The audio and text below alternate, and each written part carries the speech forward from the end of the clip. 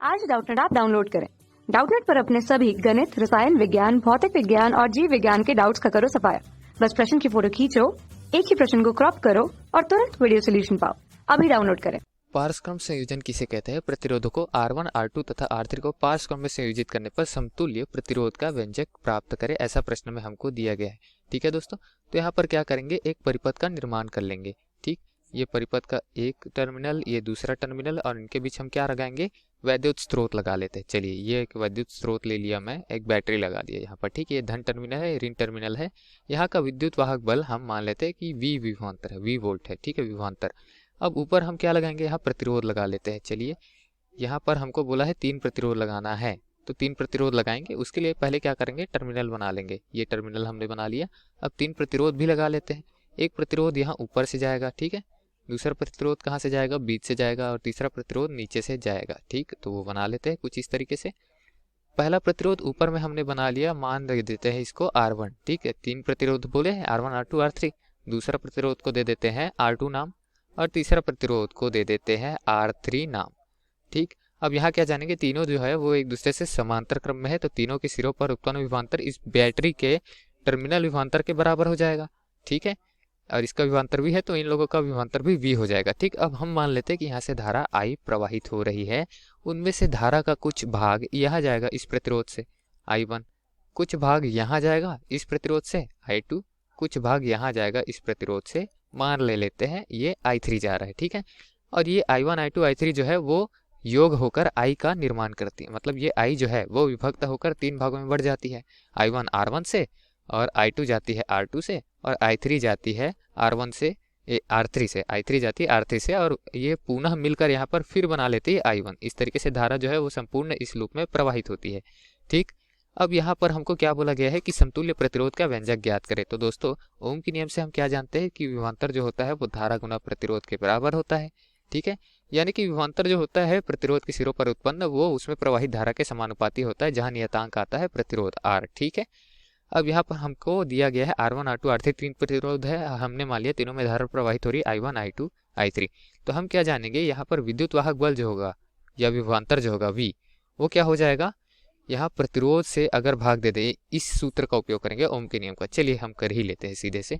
प्रतिरोध वाले पहले को देखते हैं, तो पहले प्रतिरोध में क्या होगा, धारा I1 प्रवाहित हो रही है, तो धारा का मान यहाँ से निकाल सकते हैं। I बराबर क्या हो जाएगा, V बटे R, मतलब सिरों पर उत्पन्न विभवांतर बटे प्रतिरोध का मान। तो I1 की बात कर लेते हैं। I1 मतलब पहली धारा है I1 जो प्रवाहित हो रही है R1 से, तो विभवांतर तो समान रहेगा और प्रतिरोध हो जाएगा R1। वैसे ही I2 की अगर बात करें तो I2 में विभवांतर भी समान होगा V, और प्रतिरोध हो गया R2। वैसे ही I3 की अगर बात कर ले दोस्तों, तो विभवांतर यहाँ भी समान होगा, बस प्रतिरोध हो जाएगा R3। ठीक है, अब यहाँ जो हमने ऊपर में एक समीकरण लिखा था, चलिए इसको समीकरण 1 दे देते हैं, और इस समीकरण में हम मान रखेंगे I1, I2, I3 का। तो I बराबर I1, I2, I3 है, तो क्या लिख लेते हैं, I बराबर I1 की जगह क्या लिख लेंगे, V बटे R1। वैसे ही I2 की जगह क्या लिख लेंगे, धन में योग है तो V बटे में R2। चलिए लिख लेते हैं, और I3 की जगह क्या लिख लेंगे, V बटे R3। ठीक, अब यहाँ से V को हम उभयनिष्ठ निकाल सकते हैं। ठीक है, चलिए निकाल लेते हैं आगे के यहाँ पर पद में। I बराबर V उभयनिष्ठ मैंने निकाल लिया, तो ये क्या हो जाएगा, 1 बटे R1 धन 1 बटे R2, और धन में क्या आ जाएगा, 1 बटे में R3। ठीक, अब ये V जो है उसको तिर्यक गुना करके I के नीचे पे ला सकते हैं। चलिए अगले पक्ष में ला भी लेते हैं। ठीक, V जो है वो I के नीचे आ जाएगा, तो क्या लिख सकते हैं, I बटे V बराबर, दूसरे पक्ष का तो वही का वही रहेगा, I बटे R1 धन 1 बटे R2, ये 1 बटे R1 है और 1 बटे R2 है, धन 1 बटे में R3 ले लेते हैं। ठीक है, अब I बटे V दिया है, लेकिन हम तो V बटे I का मान जानते हैं, V बटे R का मान I होता है।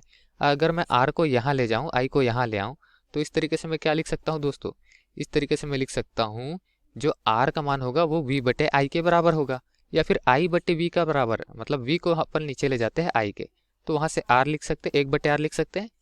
ठीक, चलिए यहाँ कोष्टक में लिख देते हैं। कोष्टक में क्या लिखते हैं, जो I बटे V होगा वो ओम के नियम से 1 बटे R के बराबर होगा, क्योंकि V बटे I बराबर R होता है, तो इसका मान मैं 1 बटे R लिख सकता हूँ।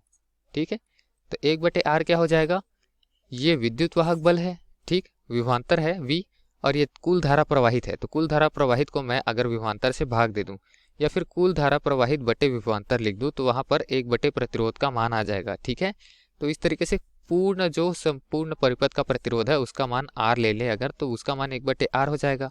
कुल प्रवाहित धारा जो होगी उसको भाग देंगे विभवांतर से, तो कुल जो प्रतिरोध है परिपथ का वो हमको ज्ञात हो जाएगा। ठीक है, और यहाँ पर दूसरी जगह मान क्या है, 1 बटे R1 धन 1 बटे R2 धन 1 बटे R3। ठीक है, जहाँ पर ये कैपिटल R जो है वो कुल प्रतिरोध है, कुल ये जो परिपथ दिया हुआ है ये परिपथ इसका प्रतिरोध है, और हमको समतुल्य प्रतिरोध का व्यंजक प्राप्त करना था। ठीक, तो वही तो हमने नीचे प्राप्त किया हुआ है, समतुल्य प्रतिरोध जहाँ पर R है उसका व्युत्क्रम का हमने व्यंजक प्राप्त किया हुआ है।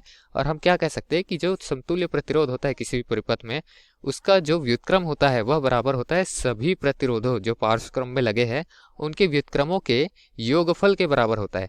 ये जितने भी प्रतिरोध लगे हैं R1 R2 R3 उनके व्युत्क्रम कर दिए हम, 1 बटे R1 1 बटे R2 1 बटे R3 और उनका योग कर दिए, तो जो मान आया हमारे पास वो समतुल्य प्रतिरोध के व्युत्क्रम के बराबर आया है। ठीक है, हम यही कह सकते हैं व्यंजक प्राप्त करके।